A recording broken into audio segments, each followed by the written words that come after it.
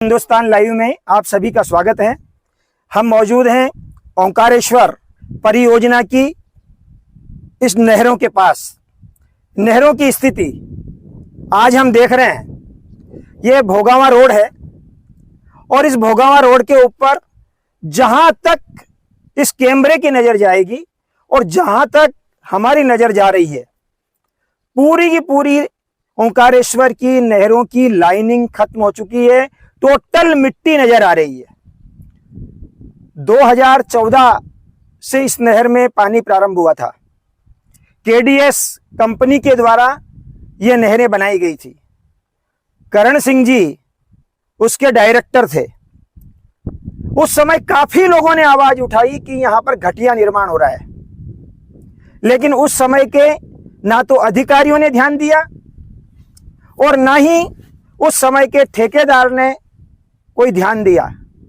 केवल एक लीपा पोती करके और इन नहरों का निर्माण कर दिया, लाइनिंग डाल दी। आज स्थिति यह हो रही है कि 2014 के पानी छोड़ने के बाद आज अभी 2025 ही चल रहा है। उसके पहले ही सारी की सारी नहरें खत्म हो चुकी है। हम यहां देखेंगे कि यह जो नहर की आप लाइनिंग देख रहे हैं, लाइनिंग के नीचे कितनी मजबूती ठेकेदार ने दी है, यह सोचने का और देखने का विषय है कि क्या उसने नीचे केवल मिट्टी के ऊपर लाइनिंग डाल दी। उसका परिणाम यह हुआ कि आज पूरी की पूरी नहरें खत्म हो चुकी है। जब प्रश्न किया जाता है अधिकारियों से, एनवीडीए 32 के अंतर्गत ये सारी नहरें आती है, जब हमने प्रश्न किया और कई बार आजाद हिंदुस्तान ने आवाज भी उठाई, उस समय अभी वर्तमान ई और एसडीओ बीच बीच में आकर के मुरूम वगैरह डाल करके उसको रोकने की कोशिश करते हैं, लेकिन कहा जाता है कि जब जड़ ही खत्म हो, जब जड़ ही खराब हो जाए, नींव ही खराब हो जाए, तो भवन कहां टिकेगा। वही स्थिति है कि ये लोग प्रयास करते हैं, लेकिन शुरू का भ्रष्टाचार बार बार उजागर होकर के सामने आ जाता है। हमारे साथ हमारे ओंकारेश्वर प्रतिनिधि ललित दुबे जी भी मौजूद है। हम उनसे भी बात करना चाहेंगे। ललित भाई, ओंकारेश्वर की परियोजना की नहरों का आप हाल देख रहे हो। एक तरफ 2028 के सिंहस्थ की तैयारियां चल रही है। ओंकारेश्वर में करोड़ों के विकास कार्य आ रहे हैं। इस परियोजना का नाम भी ओंकारेश्वर परियोजना ही है, लेकिन इस परियोजना का हाल हम देख रहे हैं। करोड़ों की लागत लगने के बाद भी आज ये भ्रष्टाचार की भेंट चढ़ गई और ये पूरी पूरी नहरें खत्म हो चुकी है।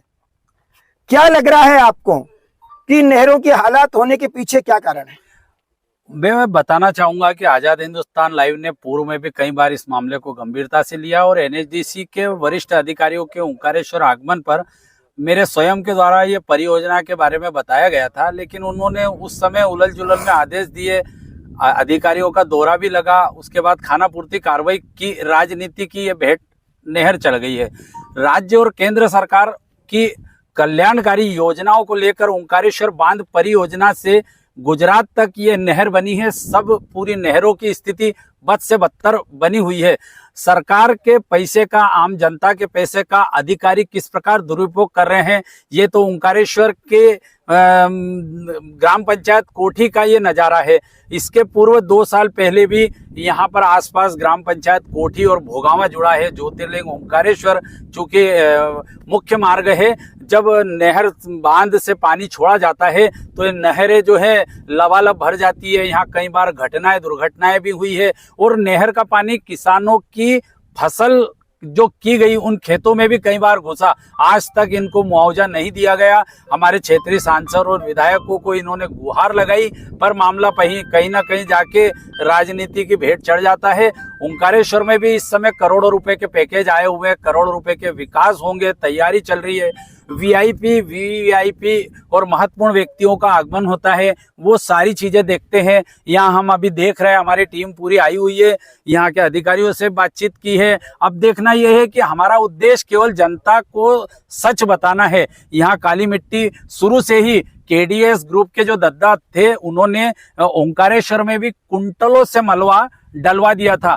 एक हमारी सरकारी जमीनों को पूरी तरह कैप्चर करा था, जो जिला प्रशासन ने जनप्रतिनिधियों और मीडिया की पहल पर अभी डंपरों से अन्य कॉलोनियों में भी नहर का मलबा खाली कराया। लेकिन इनके द्वारा कोई तीर्थ नगरी ओंकारेश्वर या आसपास कोई उद्योग धंधे नहीं दिए, ना ही कोई उल्लेखनीय कार्य किए। नहर में करोड़ों का भ्रष्टाचार हुआ है। मैं आजाद हिंदुस्तान लाइव के हमारे संपादक जी भी है, मैं हमारे चैनल के माध्यम से निवेदन करना चाहूंगा कि इसकी निष्पक्ष जांच होना चाहिए और उन जिम्मेदार अधिकारियों को सलाखों के पीछे डालना चाहिए, ताकि सरकार के पैसे का कुछ लोग दुरुपयोग करते हैं और पूरी कौम बदनाम होती है। हर अधिकारी अच्छा होता है और अच्छा कार्य करता है, लेकिन कुछ एक लोगों के कारण ये भ्रष्टाचार की भेंट चढ़ रही है। आज बड़ा दुख हो रहा है कि फिर फसल आएगी, फिर बाढ़ आएगी, फिर किसान मेहनत करेगा और वो फसलें बर्बाद होगी। ये पूरी जड़ से ही ये पूरी खत्म हो गई है, तो इसकी निष्पक्ष जांच होना चाहिए।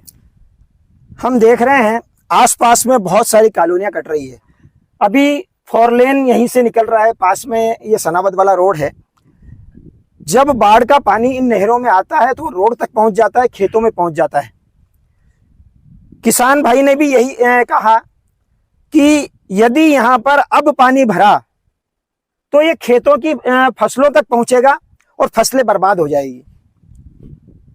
जब मैंने इस संबंध में NVDA 32 के ई से बातचीत की तो उन्होंने हालांकि हमें आश्वासन दिया है कि इन नहरों के उच्च स्तर पर टेंडर हो चुके हैं वापस, और वापस टेंडर होकर के इसकी रिपेयर का काम प्रारंभ होगा।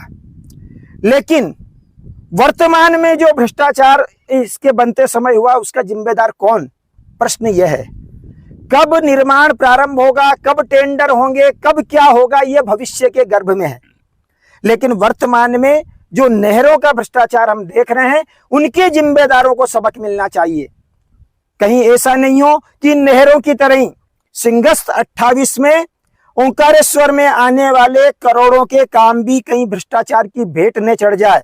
इसलिए मेरा अनुरोध है यहाँ के जनप्रतिनिधियों से भी, चाहे वो विधायक नारायण जी पटेल हो, चाहे यहाँ के कलेक्टर हो, मैं सभी से अनुरोध करना चाहूंगा कि सिंहस्थ 2028 में आने वाले करोड़ों के काम की पूरी निगरानी की जाए, जिससे सरकार का पैसा वास्तव में सही जगह और सही उपयोग में लगे।